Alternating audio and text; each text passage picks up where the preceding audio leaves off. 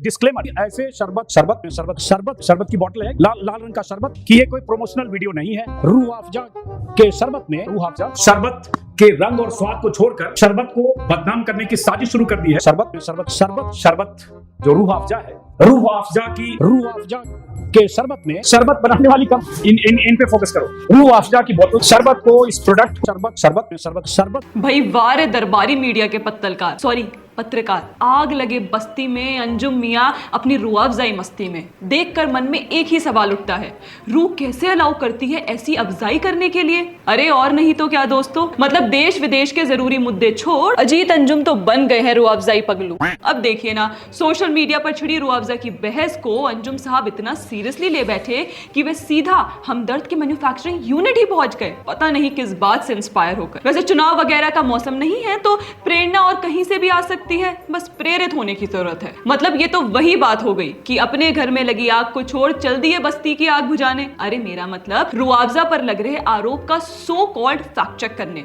देखिए जरा कैसे चिल्ला कर शरबत जिहाद बोलते दिखे कि शरबत बनाने को भी शरबत जिहाद कह दिया गया। पर देखा जाए तो जिहादी मानसिकता और भ्रमक और फेक नैरेटिव फैलाने का खिताब तो मिलना चाहिए अंजुम साहब को। आखिर पकौड़ा पत्रकारिता के ब्रांड एम्बेसडर जो हैं। मतलब रूह अफ़ज़ा शरबत पर हिंदू मुसलमान का प्रोपेगेंडा खेलने के बाद आपने सोचा कि चलो थोड़ी फैक्ट चेक की जाए, पर आप इस बीच असल मुद्दे पर तो बात करना भूल ही गए, और जो था हमदर्द का वक्फ से नाता। जी हाँ दोस्तों, हमने अभी अपनी पिछली वीडियो में आपको बताया था कि कैसे रूह अफ़ज़ा बनाने वाली कंपनी हमदर्द एक वक्फ एंटिटी है। चलिए मैं यहाँ पॉज होकर आपको अपना पिछला वीडियो दिखाती हूँ। खैर आपको बता दें कि रूह अफ़ज़ा की पेरेंट कंपनी यानी हमदर्द एक वक्फ की एंटिटी की तरह हमदर्द नेशनल फाउंडेशन के अंतर्गत आती है, और इन लेबोरेटरीज में हर प्रोडक्ट हलाल सर्टिफाइड होता है, जिसको ये सर्टिफिकेट देने का मेजर काम जमियत उलमा ई हिंद हलाल ट्रस्ट के पास है। वही ट्रस्ट जो 2008 Ahmedabad serial blast, 2006 Varanasi blast और 2010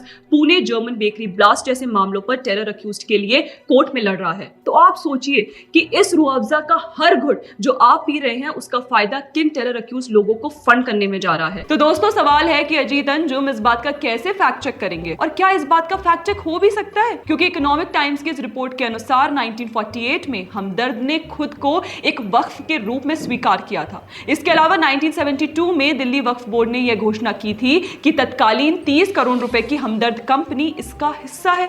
इसके अलावा हमदर्द की पाकिस्तान और बांग्लादेश की ब्रांचेस भी वक्फ के तहत काम करती हैं। तो बात तो वहीं घूम फिर कर आ गई ना कि इस रूह अफ़ज़ा का हर घुट जो आप पी रहे हैं उसका फायदा किन टेरर अक्यूज को बचाने में किया जा रहा है। फैक्ट चेक तो फिर अजीत अंजुम को इसका करना चाहिए था, पर ना वो ठहरे रूह अफ़ज़ाई पपलू। और दोस्तों ये पागलपन इतनी खराब चीज है, आप सोचिए कि मैंने अजीत अंजुम की ट्विटर टाइमलाइन खोली तो बाप रे बाप, केवल और केवल लाल शरबत यानी कि रूह अफ़ज़ा के पोस्ट ही दिखाई दे रहे हैं, क्योंकि इनकी टूल किट गैंग को पीआर भी अच्छा करना आता है। तभी तो देखिए कैसे आरजे साइमा से लेकर मोहम्मद जुबैर तक सब ने अजीत अंजुम के इस रूह अफ़ज़ा वाले वीडियो पर जमकर प्रोपेगेंडा खेला। पर यहाँ एक और सवाल उठता है कि अजीत अंजुम रूह अफ़ज़ा पर छिड़े सोशल मीडिया विवाद के सपोर्ट में हमदर्द के फैक्ट्री आउटलेट तक पहुंच गए, पर बंगाल में विशेष समुदाय के कट्टरपंथियों द्वारा वक्फ बिल के खिलाफ विरोध में लगाई जा रही आग पर ये कुछ नहीं बोलेंगे। अंजुम साहब इस मुद्दे पर तो आपने अपने स्टूडियो से बैठकर ही कवरेज करना चाहा, वो भी बायस्ड कवरेज, जिसमें आपने एक बार भी ममता बनर्जी सरकार पर सवाल नहीं खड़े किए, बल्कि वहां के मुसलमानों को समुदाय विशेष करके संबोधित किया।